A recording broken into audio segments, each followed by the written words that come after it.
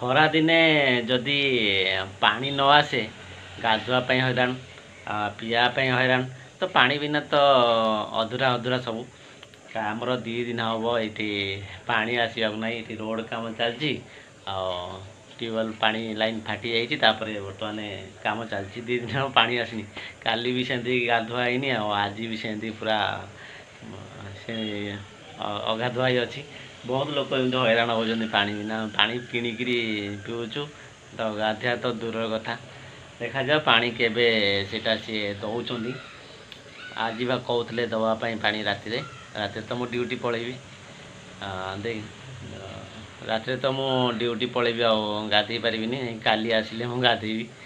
ଏମିତି ପାଣି ବିନା ହଇରାଣ ହେବା ପାଇଁ ପଡ଼ୁଛି। ବାହାରେ ରହିଲେ ତ ସବୁକିଛି କଷ୍ଟ କରିବାକୁ ପଡ଼ିଥାଏ, କି ସାମ୍ନା କରିବାକୁ ପଡ଼ିଥାଏ, ନହେଲେ ବାହାରେ ଚଳି ହେବନି। ଗରମ ତ ନ କହିବା ଭଲ। ଏମିତି 45 ଡିଗ୍ରୀ ଉପରେ ରହୁଛି ଗରମ। ଓଡ଼ିଶାରେ 42, 43 ଏମିତି ଗରମ ରହୁଛି। ଆଉ ଏଇଠି ତ ସେମିତି ହାଇ ରହୁଛି ଗରମ। ଆଉ ଆଜବେଷ୍ଟ ରୁମ୍ ତଥାପି ଏମିତି ରହିବା ପାଇଁ ଆଡ଼ଜଷ୍ଟମେଣ୍ଟ କରି ଚଳିବା ପାଇଁ ପଡ଼ୁଛି। ଆଜି ଟିକେ ଭାତ ଆଉ ଡାଲମା ଆଉ ପଖାଳ ବି ଅଛି। ପଖାଳ ଭାତ, ଭଜା, 2 ପ୍ରକାର ଆଜି ଆଇଟମ୍। କାଲି ରାତିରେ ଭାତ ବଞ୍ଚିଥିଲା, ତାକୁ ପଖାଳ ଦିଆହେଇଛି। ଆଉ ଏବେ ତତଲା ଭାତ ଡାଲମା କରିଦେଇଛି। ଆଉ କ'ଣ ଭଜା ଆଣିଲେ, କ'ଣ ଟିକେ ଆଣିଲେ ଭାଜିଦେବା। ଆମର ପଖାଳ ସାଙ୍ଗକୁ ଟିକେ ଚଳିଯିବ ଆଉ। ତ ଭିଡ଼ିଓକୁ ଗୋଟେ ଲାଇକ୍ କରନ୍ତୁ, ଚ୍ୟାନେଲ୍ ନ୍ୟୁଜରେ ସବସ୍କ୍ରାଇବ୍ କରନ୍ତୁ, ଆଉ ପ୍ୟାରା ସା ଗୋଟେ କମେଣ୍ଟ ଦିଅନ୍ତୁ। ଏଠି ଭାତ ଚାର ଚାଲିଛନ୍ତି, ଭାତ ହେଇ ଆସିଲାଣି, ଆଉ ଡାଲମା ହେଉଛନ୍ତି।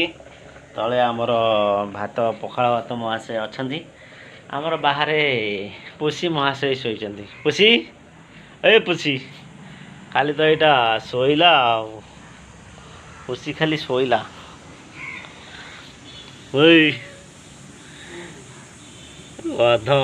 ଗଧ ବିଲେଇଟା ଇଏ ଆମର। ସାଙ୍ଗମାନେ, ଏ ଫଳର ନାଁ କ'ଣ କହିଲେ? ମୁଁ ବି ଜାଣିନି, କିନ୍ତୁ ମୁଁ ଆକୁ ଖାଉଛି।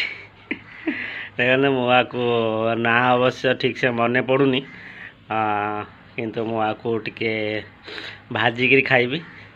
କେମିତି ଆକୁ ହୁଏ, ମୁଁ ଆକୁ ପ୍ରୋସେସ୍ଟା ମୁଁ ବତେଇଦେବି। ଇଏ ଜଷ୍ଟ ଟିକେ ଆଳୁ ପଡ଼ିବ, ଛୋଟ ଛୋଟ ଏମିତି ଆଳୁ କଟା ହେବ। ତାପରେ ଟମାଟୋ ଦିଆହେବ। ଆକୁ ଛୋଟ ଛୋଟ ଏଇ ସାଇଜ୍ ଟିକେ କଟା ହେବ। କଟା ହେଇକି ତାପରେ ଟମାଟୋ ଦେଇ ଟିକେ ଜଷ୍ଟ ଜୁକୁଜୁକିଆ ପାଣି ଭଳିଆ କଲେ ଭଲ ଲାଗେ ଖାଇବାକୁ। ମୁଁ ପ୍ରୋସେସ୍ଟା କେମିତି ହୁଏ ମୁଁ ସେଇଟା ଦେଖେଇଦେବି ଆପଣଙ୍କୁ। ଆର କେଜି ମିନିମମ୍ 120, 130 ଏଇଭଳିଆ କେଜି ରହୁଛି। ଓଡ଼ିଶାରେ କେତେ କ'ଣ ତା'ର ରହୁଛି ମୁଁ ଜାଣିନି।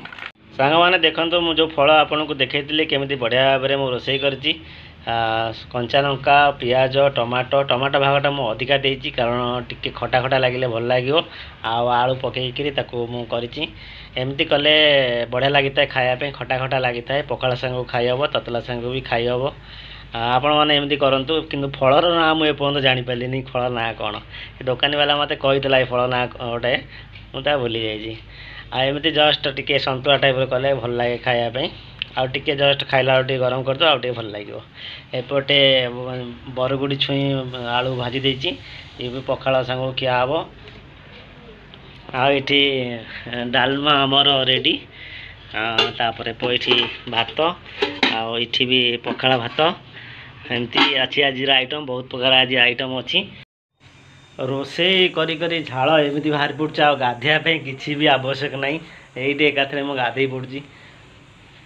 ମାନେ ଗୋଟାଏ ଘର ଭିତରେ ସବୁକିଛି ଜଳି ଯାଉଛି ଯେମିତି। ରୋଷେଇ ଦେଖନ୍ତୁ, ଟାଇମ୍ ହେଉଛି 12ଟା ପାଖାପାଖି ହେବଣି, 11:45 ହେଲାଣି। କିନ୍ତୁ ଏଠି ଯେଉଁ ତାପମାତ୍ରା ବଢ଼ୁଛି, ଦିମାଗ ଖରାପ ହେଇଯାଉଛି। ଏମିତି କେଉଁଦିନ ଟିକେ କମିବ ଏ ତାପମାତ୍ରା, ଟିକେ ମଣିଷ ଟିକେ ଶାନ୍ତି ମିଳିବ।